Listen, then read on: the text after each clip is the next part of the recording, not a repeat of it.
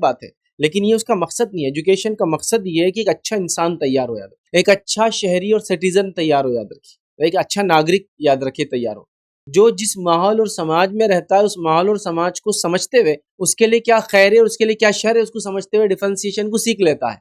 मतलब एक ऐसा इंसान तैयार हो जो जिस जमीन जमाने इलाके में रहता है उस चीज की तमीज हासिल करे कि क्या उसके लिए अच्छा है, उसके समाज के लिए अच्छा है, क्या उसके लिए बुरा है, उसके समाज के लिए बुरा है, याद रखिए, ये है याद रखिए। इसके बाद इस तालीम के बेसिस पर वो कमा सकता है, इसके बाद इस तालीम के बेसिस पर वो जो है कुछ और कर सकता है, लेकिन तालीम एक अच्छा इंसान बनाने के लिए होती है, याद रखिए, सबसे पहले।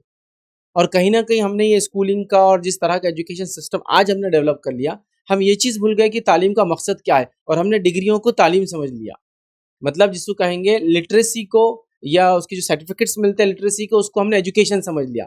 मतलब अगर कोई लिटरेट है तो हम समझते हैं एजुकेटेड है, जबकि हमने देखा कि लोग लिटरेट होने का तो दावा कर रहे हैं, मतलब बड़ी बड़ी डिग्रीज उनके पास है, लेकिन वो एजुकेटेड नहीं है, इसलिए कि उनको बेसिकली ये नहीं पता कि बड़ों के साथ क्या सलूक करना चाहिए और बच्चों के साथ क्या सलूक करना चाहिए। वो डॉक्टर बन गया लेकिन उसको वालिदैन का एहतराम नहीं आया, वो डॉक्टर बन गया लेकिन उसको गरीबों का एहसास नहीं आया, वो इंसान इंजीनियर तो बन गया लेकिन उसको पता ये चीज़ का एहसास नहीं हुआ कि हलाल और हराम क्या होना चाहिए, मैं क्या करूं और क्या ना करूं। या वो इंसान एक लॉयर तो बन गया लेकिन उसको झूठ और सच की समझ उसकी चले गई, याद रखिए। या वो एक इंसान जो है फुला फुला बन गया लेकिन उसने वो चीज़ की समझ खो दी, याद रखिए। तो एजुकेशन का पहले तो पर्पस समझना होगा पेरेंट्स को, जो भी अपने बच्चों को डालना चाहते हैं क्या है।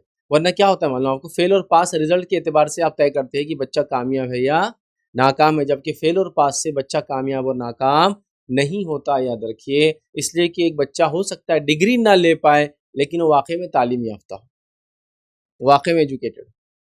इस चीज़ को समझना है। जैसे एक मिसाल देता हूँ समझने के लिए।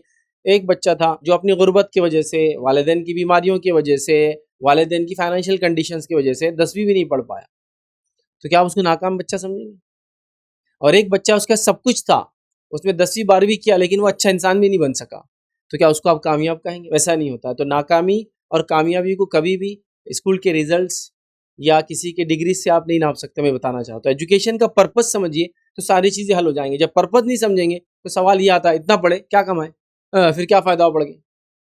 ऐसा नहीं होता है, याद रखिए। ये रूल नहीं है। हमने इसलिए इतना पढ़े कि हम एक अच्छे इंसान बने, इसके बावजूद भी हमने इसके ज़रिए नहीं कमाया, वो अल्लाह की मर्ज़ी थी, कोशिश तो की हमने, समझ रहे हैं?